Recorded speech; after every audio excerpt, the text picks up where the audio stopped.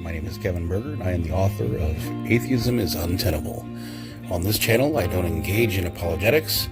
Instead, I apply the principles of polemics and skepticism to atheism and the claims made by atheists. This is justified nonetheless. Please like, share, subscribe, and turn on those notifications. Yes, atheists have a burden of proof, but no, it's not for what you think. No, most atheists do not assert the non-existence of deities. No, most atheists do not have a burden of proof for the non-existence of deities. No, I'm not burden shifting. I repeat, no, most atheists do not assert the non-existence of deities. No, most atheists do not have a burden of proof for the non-existence of deities. No, I am not burden shifting. And for a third time, for those in the cheap seats, no, most atheists don't assert the non-existence of deities. No, they don't incur a burden of proof for the non-existence of deities. And no, this is not burden shifting because I am talking about a different assertion that atheists do make and for which they do incur a burden of proof. Now, this should be perfectly clear to any intellectually honest interlocutor with properly firing neural synapses. I will explain something that should require no explanation, but based on the comments I continue to receive, apparently does. Belief does not equate to knowledge. This is non-contentious. Belief is a subset of knowledge. There are propositions that you believe, and some of those are both justified and true. When all three of those things come together, that is knowledge. Because belief does not equate to knowledge, a belief statement does not equate to a knowledge claim. A belief statement is the expression of an opinion of what one thinks is true. And while ideally speaking one's belief should be justified, the burden of proof applies strictly to knowledge claims. A claim is a declarative statement that something is true or factual. This is where the burden of proof comes into play, and no, it doesn't matter what the content of the assertion is. So all of you people who love to squawk about negative claims, sorry, there are no special rules for negative claims. In fact, the very expression of negative claims is completely nonsensical anyway, because one, if you cannot demonstrate how you know what you say is true, then you don't know that it is true at all, and you're only playing pretend. And two, any so-called negative claim can be restated, albeit potentially awkwardly, as a positive claim anyway. Allow me to demonstrate by invoking the ever-popular, despite being obviously fallacious, Gumball Analogy. Subject A asserts there is an even number of gumballs in the jar. This is a positive claim. Subject B asserts there is not an even number of gumballs in the jar. This is a negative claim. But guess what? Within the context, because we are dealing with a binary situation where the only possibilities are even and odd, there is not an even number of gumballs in the jar is propositionally equivalent to there is an odd number of gumballs in the jar, which is another positive claim. In fact, subject A could also state the original claim as there is not an odd number of gumballs in the jar. That's a double negative.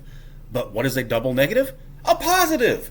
The expression negative claim should be abandoned. There are just claims, period, and they all invoke a burden of proof for the claimant. Let's consider some claims and belief statements using our friend the Gumball analogy. I believe there is an even number of gumballs is not a claim. It invokes no burden of proof because it is a belief statement.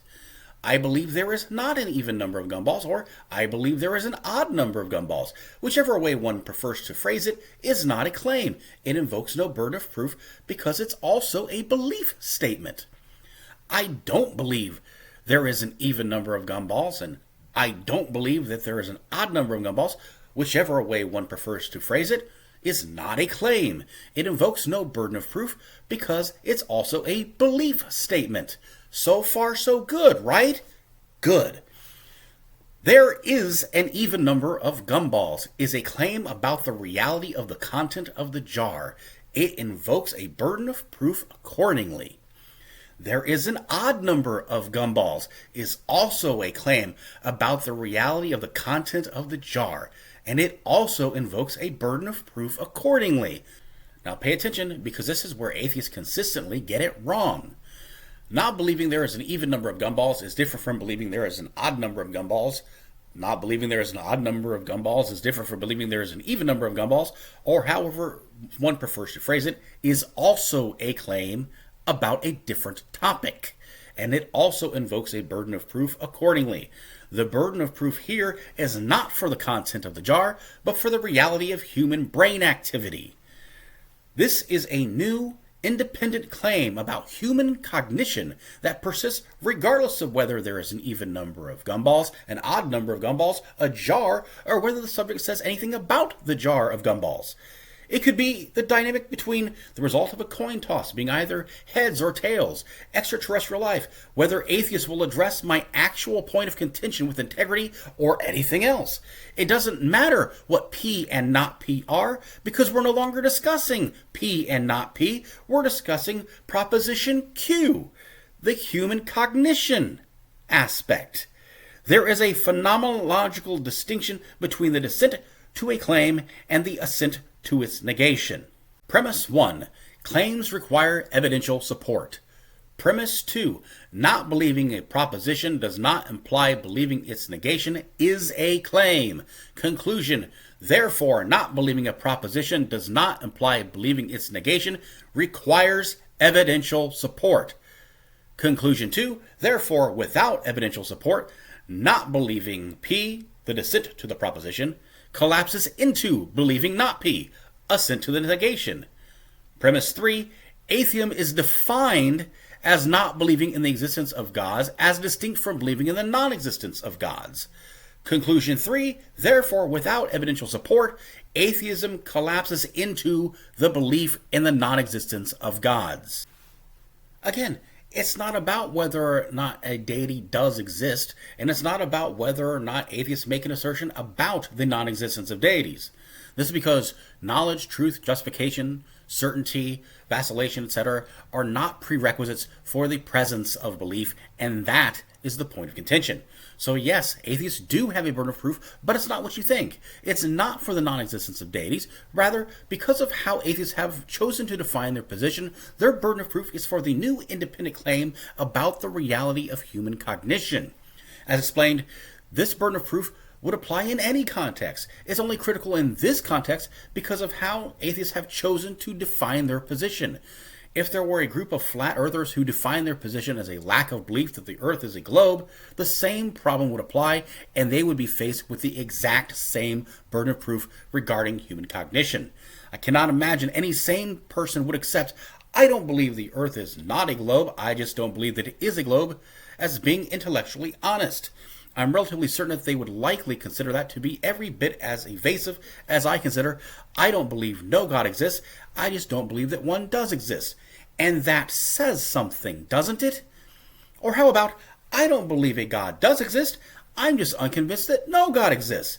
It's stupid, and atheists would likely reject that as a sincere expression of a religious person's position.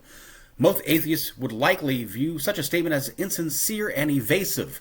So why should theists not treat colloquial atheism in exactly the same way? Yes, I understand that is the definition that has been stipulated, and that's fine because language is, in fact, descriptive and not prescriptive. However, I still think it's bogus because there's no evidence to support it.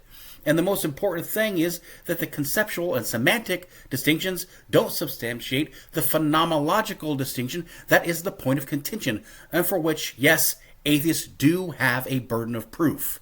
Sorry.